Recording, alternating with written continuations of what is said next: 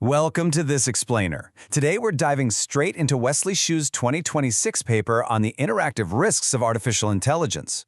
We are going to calmly and systematically examine exactly why evaluating interactive AI safety one prompt at a time is fundamentally incomplete. Through the lens of the energetic paradigm, we're going to explore a structural language for understanding how AI risk actually functions over time, and why modern governance requires a much broader view of the conversation. So let's start with the core issue. Why is evaluating a single AI response structurally incomplete? Well, the answer really lies in the spaces between the interactions. We have to ask ourselves, what happens when a sequence of individually acceptable responses gradually organizes into something far more dangerous?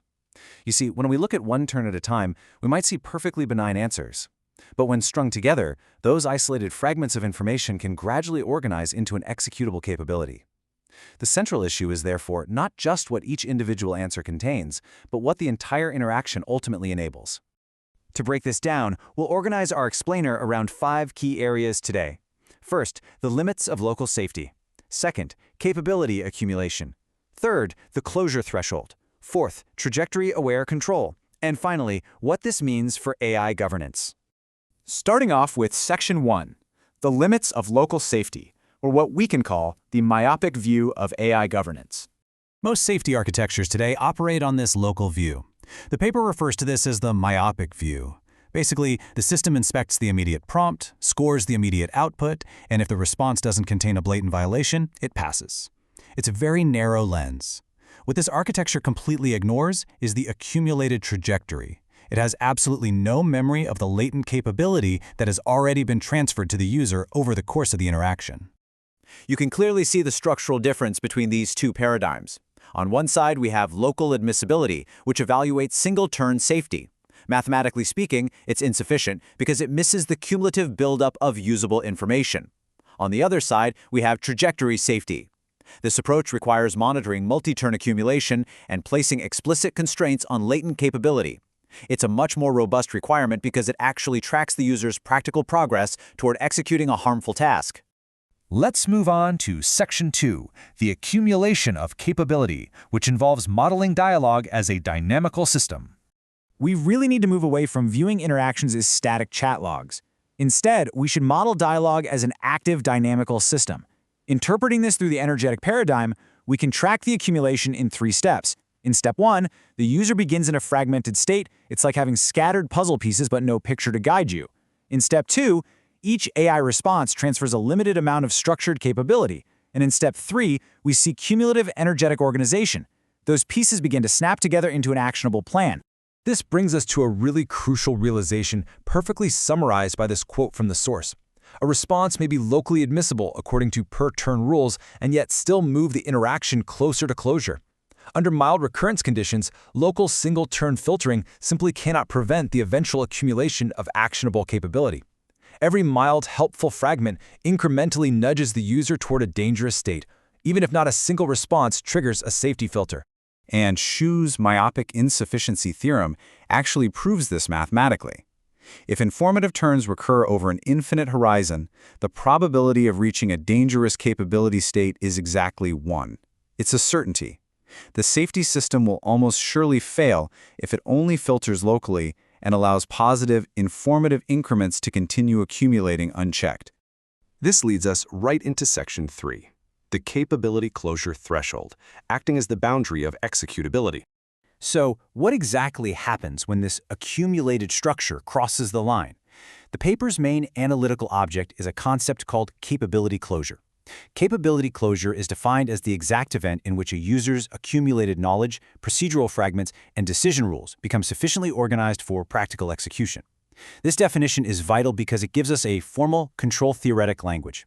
It moves us away from vague notions of harm and pinpoints the exact mathematical moment when the latent capability state reaches a task-specific execution threshold. When we visualize this trajectory, the concept becomes incredibly clear. You start in a fragmented, harmless state. Then structure accumulates as the AI provides useful, locally admissible steps. But eventually, you hit the red zone. The capabilities closure threshold is reached. The key takeaway here is that safety failure is not located in one isolated response. Rather, safety failure emerges precisely when the accumulated state pierces this execution boundary.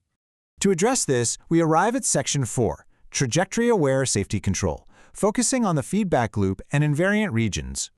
To actually solve this problem, we have to introduce a trajectory-aware control layer. Long before that threshold is crossed, a governance mechanism must estimate the current state and regulate any additional capability transfer. It can do this by applying 4 different levels of energetic control: abstraction, compression, redirection, and ultimately, refusal. These are tools used to throttle the energy transfer. They actively prevent the user's capability from organizing into closure. And they do it without necessarily shutting down the entire conversation at the first sign of a complex topic. What this does is transform dialogue safety from static content classification into a constrained sequential decision problem. A safe system calculates a mathematical boundary, an invariant region, that safely sits below the closure threshold. By carefully applying abstraction or redirection, the policy execution ensures the interaction remains securely inside this safe invariant region at all times. Of course, safety imposes a cost. The paper proves an explicit, measurable safety utility trade-off. On one side, we have trajectory safety, which preserves that mathematically safe region. But on the other side, we have the utility cost. Any policy that enforces a cumulative capability budget must necessarily sacrifice achievable utility. Stronger safety constraints inevitably reduce some useful information transfer. It's a genuine allocation problem with very real opportunity costs. Finally, let's look at Section 5, the implications for AI governance, and why this matters for long-horizon interaction.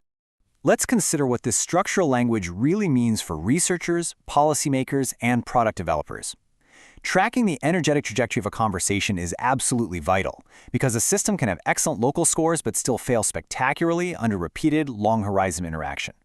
Safety systems fundamentally require a cumulative memory. Evaluation simply cannot stop at per-turn refusal rates. Furthermore, early redirection, steering a conversation away from the threshold while the capability state is still low, is mathematically cheaper and preserves more utility than a harsh refusal when the user is already on the brink of closure. Estimating this latent state is difficult, but it's a necessary function for the future of AI design. The energetic paradigm contributes a highly valuable conceptual framework here.